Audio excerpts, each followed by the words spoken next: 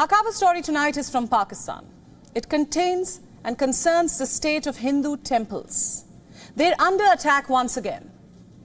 On Saturday morning, a temple was reportedly razed to the ground in Karachi. This was a 150-year-old Mari Mata temple located in the city's Soldier Bazaar. Reports say that diggers and a bulldozer demolished the entire structure, leaving only the temple's outer walls and the main gate intact. And that's not even the worst part.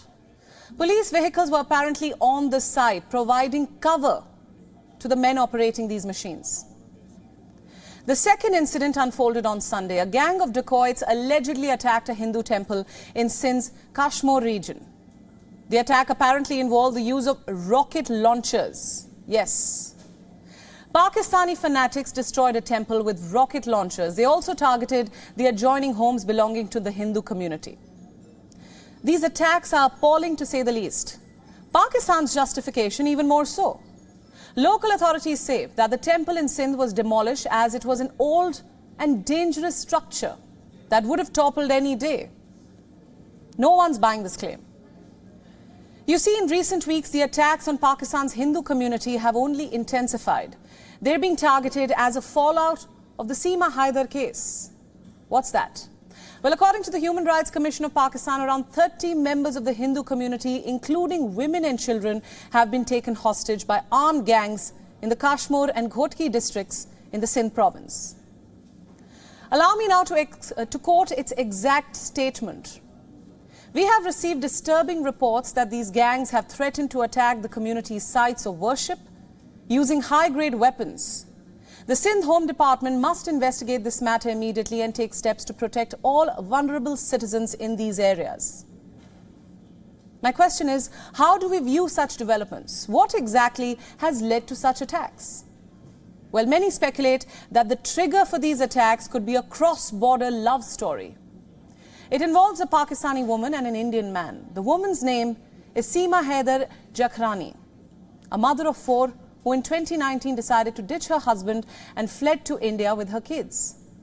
She's now married to her lover, Sachin Meena, a Hindu man who lives in Greater Noida. Now, for the last couple of weeks, this bizarre love story has been making headlines on both sides of the border. But the difference is in the reaction. In India, this story is being viewed with intrigue. That's it. But in Pakistan, it has upset religious fanatics. They're calling Seema Haider's actions an insult to Islam. Many believe that her actions have also put Hindus in Pakistan in grave danger. They're being threatened and abducted as their places of worship are being attacked. These are all the cases linked to the Seema Haider case. That's the question we want to answer tonight. Has this cross-border love story really made the lives of Pakistani Hindus worse? We don't know. But the fact is that atrocities against Pakistani Hindus have been going on for quite some time. This story might have given extremists another excuse to target them. Look at the numbers. In the last 3 years, there have been a slew of attacks on Hindu temples in Pakistan. On the 9th of June 2022, the idols of deities at a Hindu temple in Karachi were destroyed. On the 4th of August 2021, a Hindu temple in the Rahim Yar Khan district was vandalized. On March 18, 2021, a 100-year-old temple in Rawalpindi was attacked. And in January 2020, yet another temple was vandalized in the Sindh province. In July 2020, a temple's walls were razed right down to the ground in Islamabad. Then in August 2020, a Hindu temple in the Lairi region near Karachi was demolished. In October 2020, a temple was vandalized in the Sindh province. In December 2020, a temple was demolished in Khyber Pakhtunkhwa. This begs the question, how many Hindu temples are left in Pakistan? Well, according to a survey by the All Pakistan Hindu Rights Movement, there were around 4,280 Hindu temples in Pakistan when the country was created. Today, there are only 380 left. What does this tell you? That Hindu temples in Pakistan have all but vanished. And this recent spate of attacks indicates that there's a full-fledged campaign to wipe out the ones that remain. If this is indeed over a love story, then extremists in Pakistan have a lot of self-introspection to do. How do the actions of one individual impact their faith? How does it threaten their religion so much that they have had to unleash such violence on the Hindu community in their own country? These are questions both the leaders and the people of Pakistan must ask themselves. से ये श्री मेरी माता का मंदिर 16 बाजार number 1 मुखी चौतराम road पे थाने के बिल्कुल सामने श्री मेरी माता का मंदिर है जिसको मुसम्मार किया जा रहा है। रेखा नामी बदनाम 16 बाजार नंबर 1 मुखी चौतराम रोड पे। And to answer all these questions and get more updates on ground, we have our correspondent Anas Malik now joining us live from Islamabad. Anas, thanks for joining us. Now, as we know, Karachi is home to many ancient Hindu temples. In fact, Hindus from the biggest minority community in Pakistan. What could be behind these recent spate of attacks? Well, Priyanka, what we understand is that these recent attacks have been fueled by religious hatred and bigotry. There is no ambiguity in that.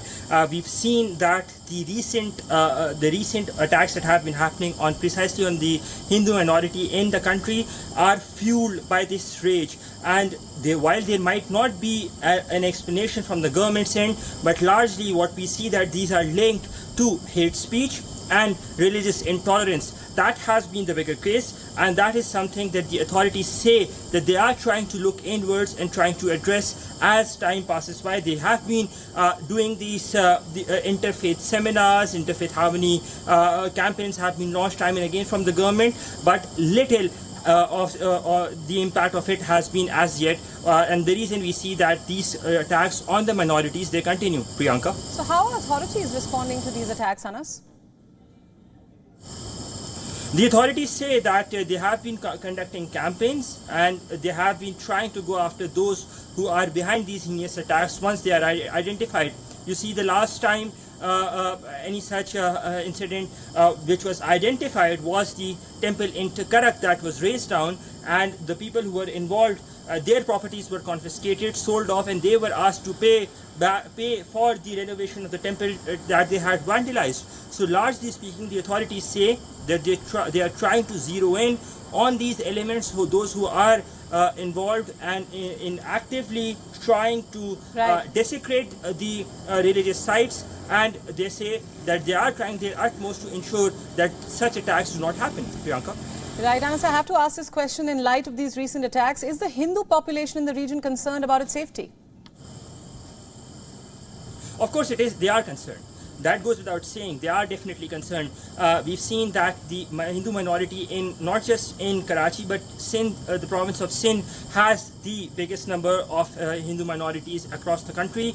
We've seen migrations being taken place, some internally, leaving Tharparkar and other interior areas of interior Sindh and shifting to the metropolis of Karachi, or from Karachi to elsewhere, be that to India or be that elsewhere in the world. We have been seeing that that Hindu minority, the people from the community, they have been moving abroad in what they believe is a considerably safer future.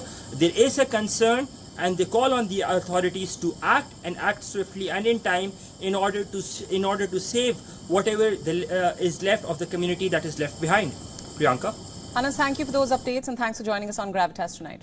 WION World is now available in your country. Download the app now and get all the news updates on the move.